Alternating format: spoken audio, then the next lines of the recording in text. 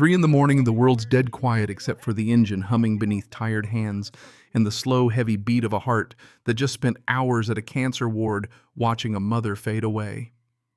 Tears barely dried on my face. I pull into my own driveway only to find chaos in designer sunglasses, some lady skin pulled tight, slicing my gate in half with bolt cutters like she owns the place. Her white Escalade's engine is still warm. 2 rent-a-cops stand behind her like mall statues, and she greets me with a smirk that could strip paint off a barn. "Marcus Ricks, you owe the HOA $3,200 in back fees. Pay now or we slap a lien on this house by Monday." There was a time when something like that would have rattled me tonight. It just made me pause. "Ma'am, I'm not in your HOA." She laughs the kind of laugh that says she's used to winning arguments before they start. "Sweetie, every house on this street is ours now. Easy way or the hard way." Didn't say another word. Walked straight inside, came back out holding a single piece of paper. The second her eyes hit it, her whole attitude flipped. Face drained, white shoulders, stiff voice cracking on the next threat that tried to come out. But to really understand why that moment was so sweet, maybe it helps to know how the hell things got this sideways. Name's Marcus Hendricks. 58 years under this sun, 20 of them spent doing Army logistics, moving things nobody wants. At times nobody needs across places nobody's ever heard of. When I got out, I landed on my feet thanks to Uncle Ray. He left me 2.5 acres at the end of Maple Ridge Drive, and I've been here ever since 15 years. The house he built with his own hands in '87, the workshop out back, even a guest cabin for old Army buddies needing a place to breathe. Uncle Ray didn't trust much paid cash for everything fixed what he could, and had a 6th sense for sniffing out a con. Never met a politician he liked, never joined a group he couldn't leave. That stubborn streak probably saved me more times than I know. So when Delilah Whitmore showed up wielding her clipboard like a scepter, it was almost funny if I hadn't been half dead from exhaustion. She's been HOA president 8 years now, slinging overpriced houses when she isn't making up new rules for the folks who already live here. Cruises around in that Escalade like she's queen of the suburbs. Here's the kicker: my place sits at the end of a road cut off from the rest by a creek and a wall of oak trees thick enough to stop a rumor. You've got to cross an old bridge just to get here. Sometimes it feels like Uncle Ray carved his own country out of the dirt just to keep the world at arm's length. That morning dew still shining on the grass. I stare at this surreal parade, Karen, with the bolt cutters, rent-a-cops flexing in the background, the air sharp with the tang of sawdust from yesterday's project and whatever perfume she'd drowned herself in. 22 hours awake, and now this, demands for money I don't owe, threats about the right kind of people and community standards. Asked her plain as can be. "What exactly is wrong with my property?" She points at my workshop. "Unpermitted commercial structures, fire hazards, unsightly storage. Hands over violation notices, still hot off the printer fees, multiplying every minute she talks. From $3,200 to $4,200 in the time it takes me to blink." Apparently math works different in HOA land. But there's the thing, unless it's written into the deed, an HOA can pound sand. Uncle Ray would have set fire to the place before signing anything with them. I tell her I'll need documentation. Her business card reeks of entitlement and perfume, and her threat is clear pay by Friday or the hammer drops Monday. As the Escalade disappears in a cloud of dust for the first time in weeks, a smile creeps onto my face. Because bullies, well, they're just cowards with paperwork. Monday morning, first light, I head to the county clerk's office. That place smells like ancient coffee, broken dreams, and paper that's seen too much. Let me see the deed for 247 Maple Ridge. I tell the clerk, who's probably seen more neighbor feuds than any judge in the state. She pulls up my file. No HOA, no covenants, nothing. Clean as spring water. But it gets better. I asked for the HOA's own documents. Turns out Maple Ridge HOA didn't even exist until 1991. Uncle Ray's house built 4 years earlier. Trying to slap HOA rules on me is like sending a bill to a ghost. Walking back home, I'm floating a couple inches off the ground until I spot Delilah's Escalade parked in my drive again. This time, she's brought back up some poor kid named Chad, wearing a security uniform that still had creases from the bag.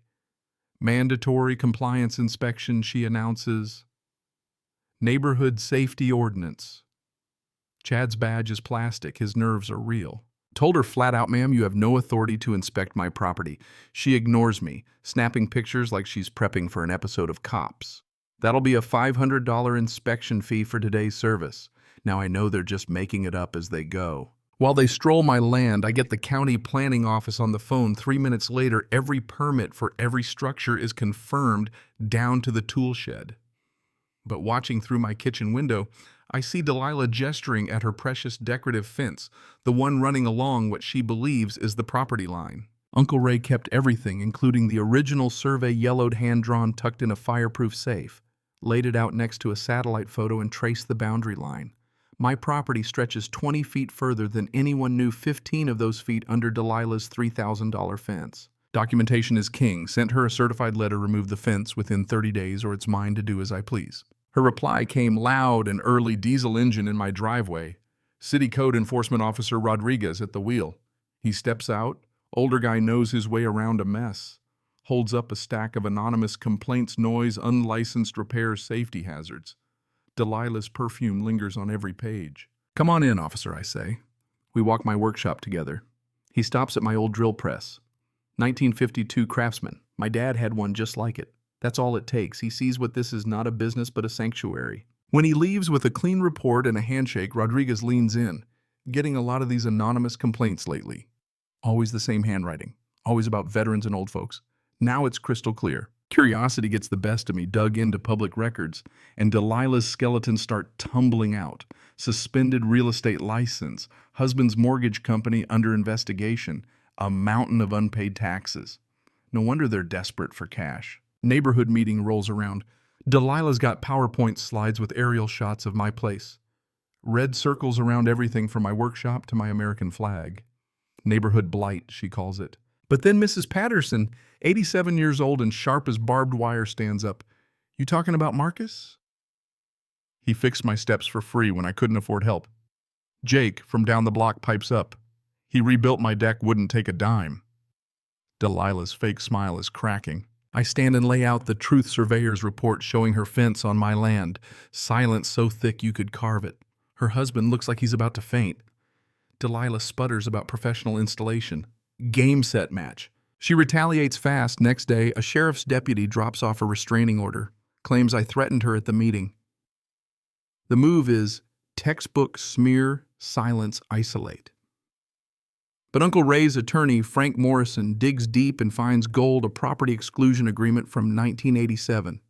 Uncle Ray, clever bastard, negotiated permanent exclusion from any HOA plus a $10,000 penalty for every attempted enforcement. 23 incidents by our count. That's $230,000 they now owe me. Here's the kicker. If any HOA touches my property, their whole legal standing evaporates. Uncle Ray didn't just protect the land, he booby-trapped it. But things go from petty to criminal.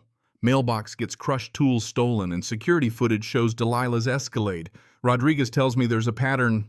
12 other victims across 3 counties, same MO, same white SUV.